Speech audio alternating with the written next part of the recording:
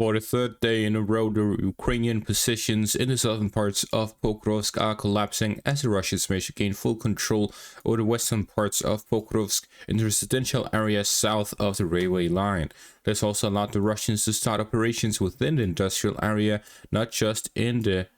initial parts of it, but spread throughout the entirety of it. The Russians are storming the entire industrial area to cut off the E50 highway and gain full control of it to completely stop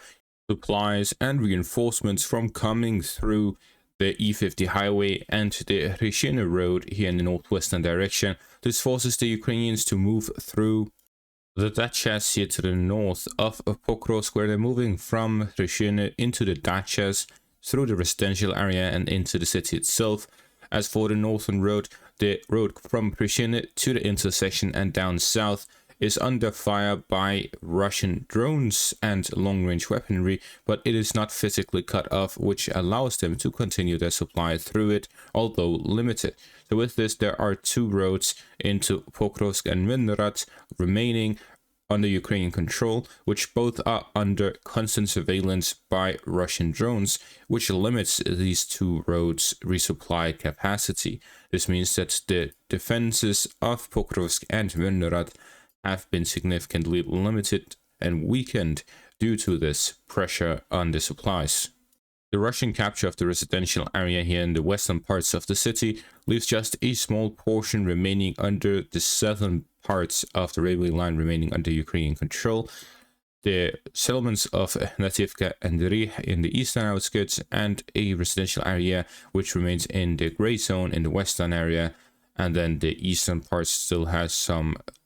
shops and layer areas under Ukrainian control on the very eastern outskirts along the railway line. While the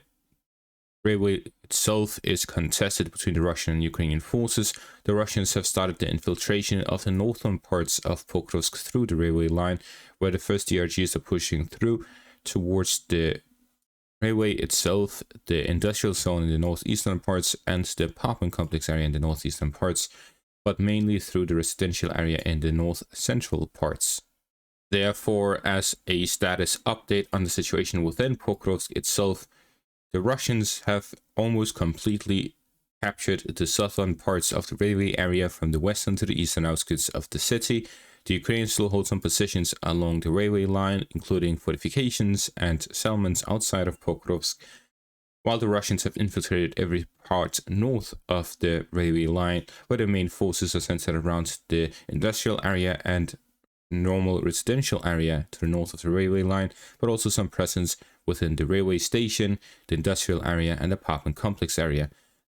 This is the endgame of the fighting within Pokrovsk, as a full capture of everything south of the railway line and the capture of the industrial area and the western parts of the city would leave the only supply line for the Ukrainian forces to make use of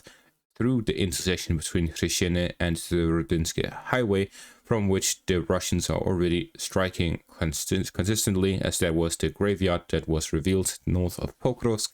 and a Russian push with DRG units from the southwestern or northeastern directions can physically start some roadblocks or ambush the Ukrainian supplies going through the area.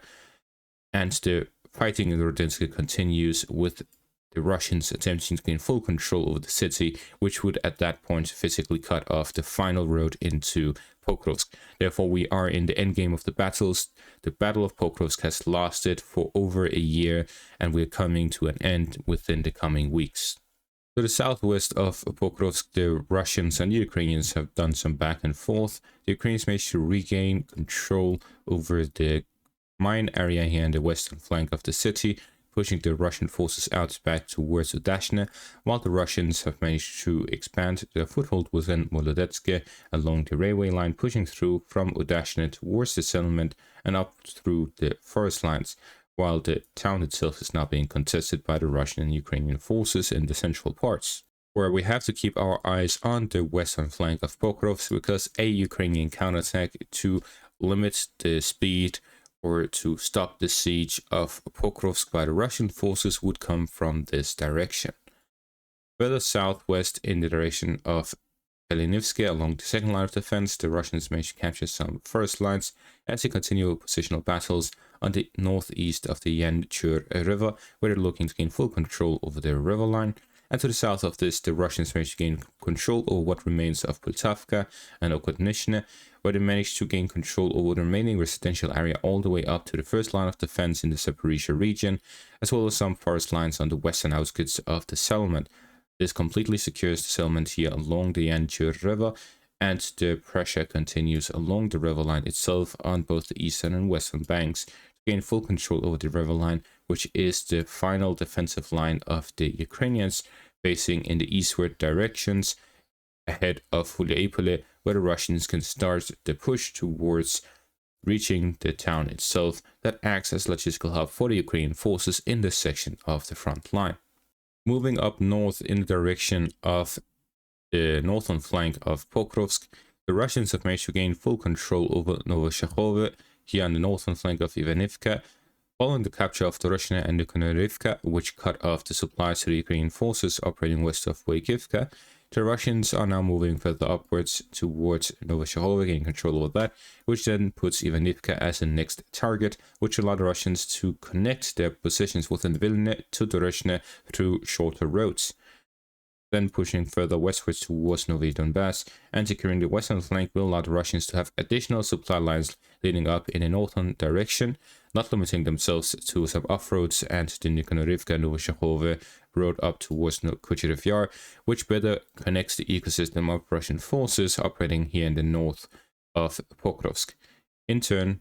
the Ukrainians have managed to regain control over the northern parts of Volodymyrivka, where through a counterattack along the river line, the Ukrainians managed to push the Russians out of the farm area on the eastern flank of Volodymyrivka, where they are looking to regain control over the fortifications to the southeast of the town, while they are also pushing through the central parts as well. The Ukrainian objective is to gain control over the fortifications, which then overlooks the positions and the supply lines of the Russians leading into Volodymyrivka from the south.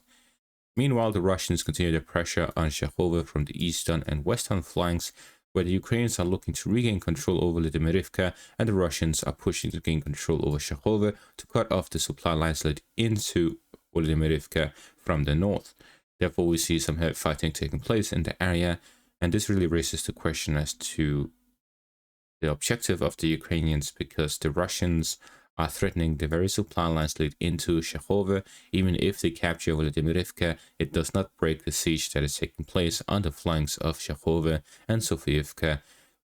Them being cut off will cut off Volodymyrivka as well. Further north, the Russians continue their offensive operations in the vicinity of Lyman, where the Russians have managed to gain control over additional parts of the first patch area here to the south of the Serbiansky Forest area along the Seversky Donetsk River, where the Russians are looking to gain full control over the marsh area to the south of Yampil, allowing them to break the connection between the Ukrainian forces operating on both banks of the Seversky Donetsk River line in the Siversk section of the front line. At the same time, the Russians continue offensive operations to the north of Yampil, where they are attacking the fortifications north of the settlement from the north and from the east. The Russians gaining control over these fortifications turns the situation in Yampil in favor of them, as they'll be able to cut off all the supply routes coming from the north, strengthening their own supply lines leading into the town, and then push down south towards the southern outskirts of the town. At the same time, the Russians managed to connect their forces within Zareshne towards the fortifications north of Yampil, which strengthens their offensive capabilities and resupply capabilities in the area, as well as the recapture of the forest patch areas along the western bank of the Sherbets river line strengthens the Russian positions here in the area. The Russians also continue pushing the Ukrainian fortifications on the outskirts of Zareshne, regaining control over some of the fortifications on the western outskirts of the town, while the Ukraine still has this last fortification ahead of the defensive line outside of Lyman. As for the first patch area west of Zareshne, the Russians captured the fortified position. This led to a road being opened for the first patch area, where the Russians are pouring in their infantry to pressure the Ukrainian fortifications along the first line of defense east of Lyman.